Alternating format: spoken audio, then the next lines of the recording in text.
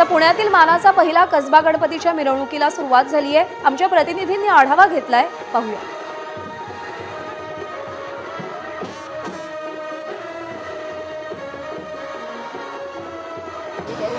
पुण्यातील मिरवणुकांमध्ये जसा ढोल ताशाचा जल्लोष दिसतो तसाच जल्लोष गेल्या अनेक वर्षांपासून पुण्यातल्या प्रभात बँडचा देखील आपल्याला बघायला मिळतो। प्रत्येक मिरवणुकीत ह्या प्रभात बँड एक वेगळी छाप सोडून जातो। हेच बँड किती वर्ष झाले तुम्ही हे सगळं करताय? प्रभात बँडची स्थापना 1938 साली झाली, स्वातंत्र्यपूर्व काळात। गेले 86 वर्ष प्रभात बँड कसबा गणपती समोर वादन करतोय आणि ही सेवा आम्ही आज चौथी पिढी सगळेजण मिळून सादर करतो।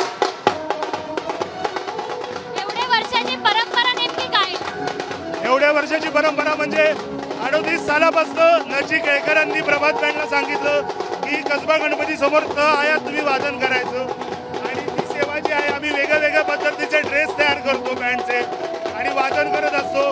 राष्ट्रभक्तीपर गीतं, शास्त्रीय संगीतावर आधारित गीतं, भक्ती गीतं ही प्रभात बँडवर वाजवली जातात आणि हाच उत्साह प्रत्येक मानाच्या गणपती जवळ आपल्याला पाहायला मिळणार आहे। कॅमेरामन विजय राऊत सह शिवानी पांढरे, एबीपी माझा, पुणे। एबीपी माझा, उघडा डोळे बघा नीट।